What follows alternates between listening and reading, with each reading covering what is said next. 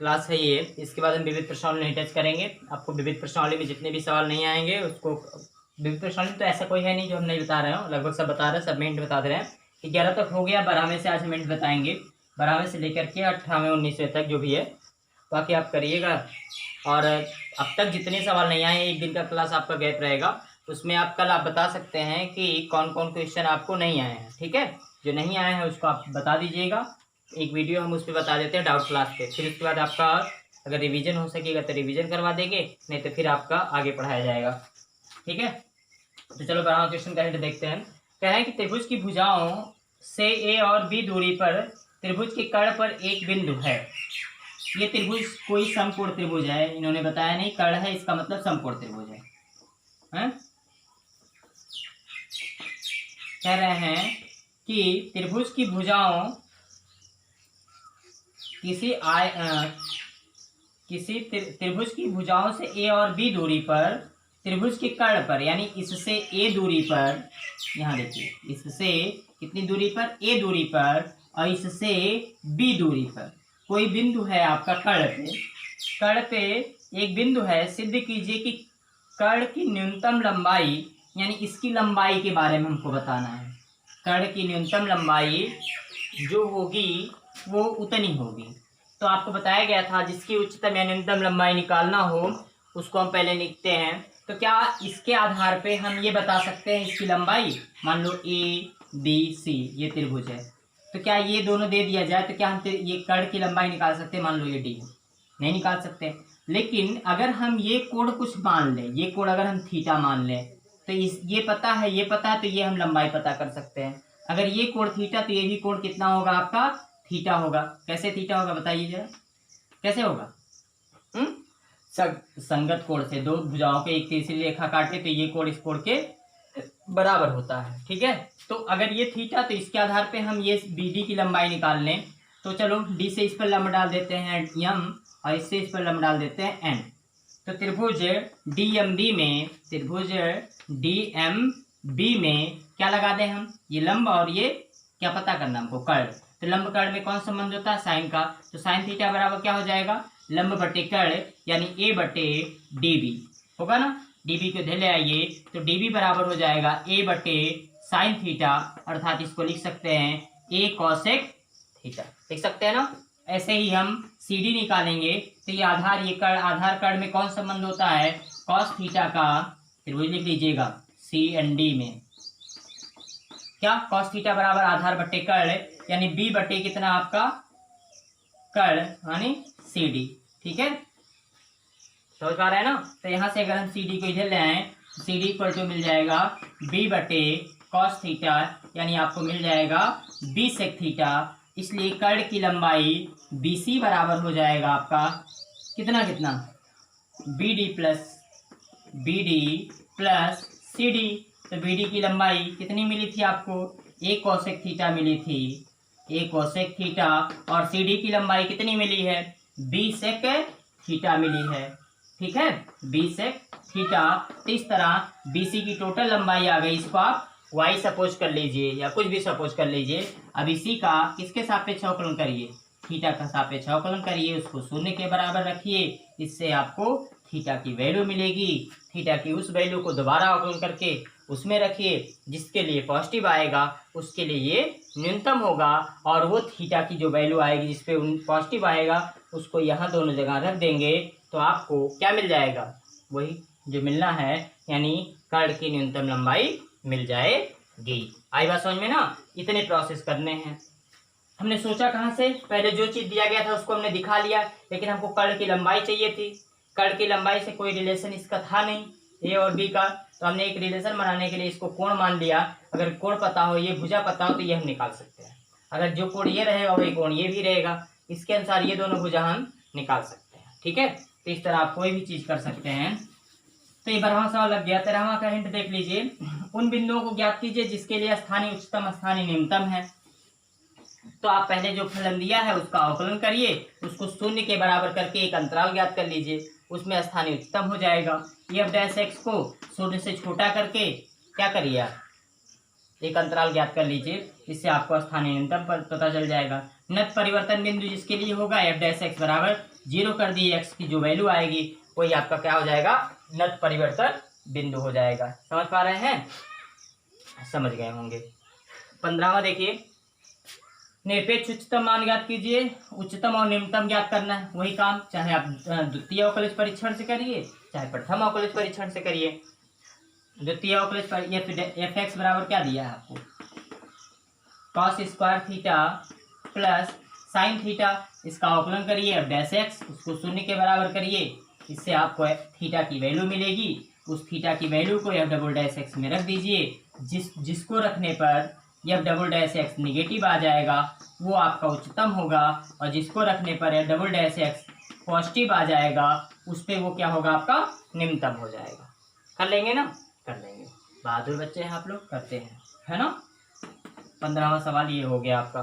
16वां देखिए, मान लीजिए ए बी पर परिभाषित एक फलन एफ इस प्रकार है कि x belong to a b के लिए एफ डैश एक्स 0 से बड़ा है, तो सिद्ध कीजिए एफ ए बी पर वर्धमान है। यानी वही प्रमेय सिद्ध करनी जो हमने सिद्ध करवाया था, ठीक है, इसको बताएंगे। सिद्ध कीजिए कि आर त्रिज्या के गोले के अंतर्गत अधिकतम आयतन के बेलन की ऊंचाई इतनी है। अब आर त्रिज्या का एक गोला बनाइए, उसके अंतर्गत एक बेलन बनाइए और उसकी ऊंचाई हमको पता करनी है। तो ये मान लो आर त्रिज्या का एक गोला है, ये इसमें बना एक बेलन है, ठीक है।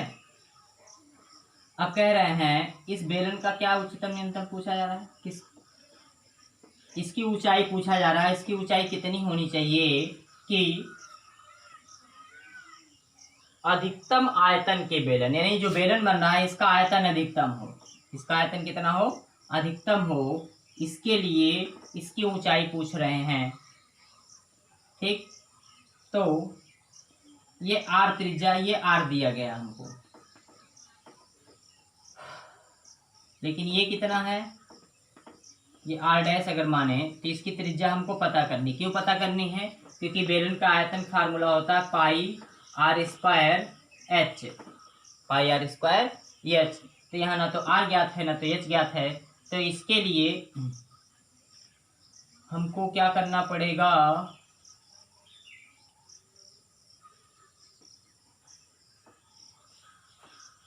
आप चाहे तो कोण से लगा सकते हैं, आप कोण मान करके थीटा या आर डैश, और ये इतना आपका क्या कहा है, सिद्ध कीजिएगा आर त्रिज्या के गोले के अंतर्गत अधिकतम आयतन के बेलन की ऊंचाई 2r कैपिटल आर है। ये इसको कैपिटल आर माना गया है, इसको स्मॉल आर माना गया है, तो यहाँ स्मॉल आर लिखेंगे।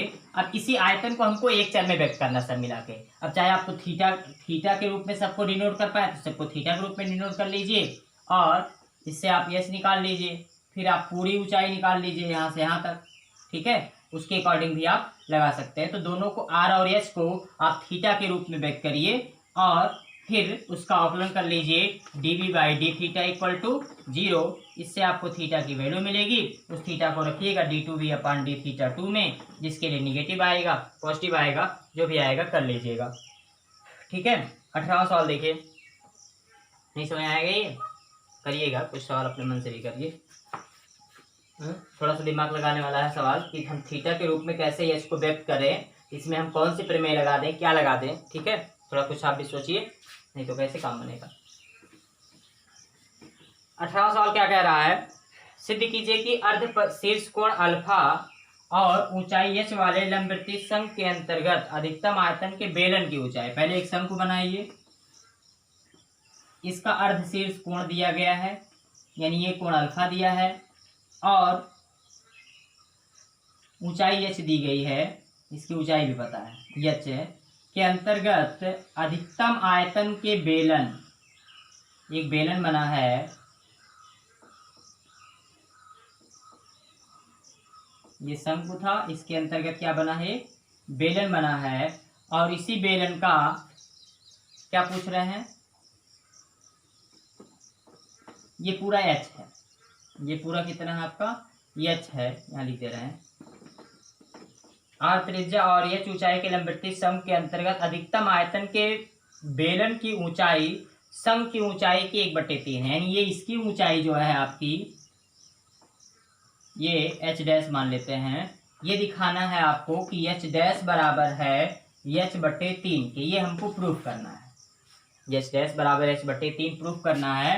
अब इसके अकॉर्डिंग ये त्रिज्या हमको दी गई है, इसकी त्रिज्या से कोई मतलब है नहीं हमको। किसकी त्रिज्या से मतलब है? इसकी त्रिज्या से। इसकी त्रिज्या स्मॉल आर मान लीजिए। तो इस कोण के अनुसार देखिए, ये कोण अल्फा है, तो ये भी तो त्रिज्या ही है। तो ये चीज हम त्रिज्या आर निकाल सकते हैं कि नहीं निकाल सकते? आर को किसके रूप में निकाल सकते हैं? अल्फा के रूप में। लेकिन कब निकाल सकते हैं? जब कोण पता हो। और कौन सा कोण चाहिए आपको? देखो ये तो हमको पता ही है, कितना है आपका? ये एच माइनस एच डैश है, एच माइनस एच डैश, ये इतना नाम रख दें, A B C D E F G. तो एक बार इस त्रिभुज में आप लगा करके ध्यान दीजिए, इस त्रिभुज में ए एफ डी में tan अल्फा लगा दीजिएगा। लंब बटे आधार, लंब माने एफ डी और आधार माने एच माइनस एच डैश। तो इससे आपको आर और एच में एक रिलेशन मिल जाएगा, ठीक है। और दूसरी बार आप इस त्रिभुज में लगा दीजिएगा, बड़े वाले में, चाहे आप बड़े वाले में लगा दें कैपिटल आर मान करके, तो इससे आपको आर और इसमें एक रिलेशन मिलेगा। फिर आप क्या कर सकते हैं कि इसमें और इसमें समरूप का सिद्धांत लगा सकते हैं। किसका? समरूप का सिद्धांत क्या पढ़े बताइए? कि संगत भुजाओं का अनुपात बराबर, यानी आर बट्टे कैपिटल आर और ये बट्टे ये पूरा आपका है ना, बराबर कर दीजिएगा। उससे जो समीकरण मिलेगा, सब मिलाकर के सारे समीकरण को आपको कहाँ रखना है? बेलन का आयतन पाई आर स्क्वायर यानी small r square into h dash में। अब आर और एच दो अज्ञात राशियां हैं, सबको हमको किसमें व्यक्त करना है? एक चर में व्यक्त करना। चाहे सबको आर में व्यक्त कर लीजिए, चाहे सबको एच में व्यक्त कर लीजिए, वो आप काम यहीं से भी कर सकते हैं। एफ डी का मान कितना था बताइए? एफ डी का मान आर है, तो इसको सॉल्व करेंगे तो एच डैश की वैल्यू आर के रूप में नहीं आएगी, आ जाएगी ना। तो एच डैश की वैल्यू जो आर के रूप में आएगी उसको यहाँ रख करके आर के सापेक्ष क्या कर दीजिएगा? अवकलन कर दीजिएगा। जो भी आएगा उससे आपको बाद में जीरो के बराबर करेंगे तो आपको इतना मिल जाएगा, जिसके लिए उच्चतम न्यूनतम होगा। तो इस तरह ये प्रश्नावली आपकी लगभग खत्म हो गई। ऑब्जेक्टिव क्वेश्चन आप अपने मन से करिएगा, फिर जो क्वेश्चंस नहीं आएंगे उस पर कमेंट करिएगा, ठीक है। धन्यवाद।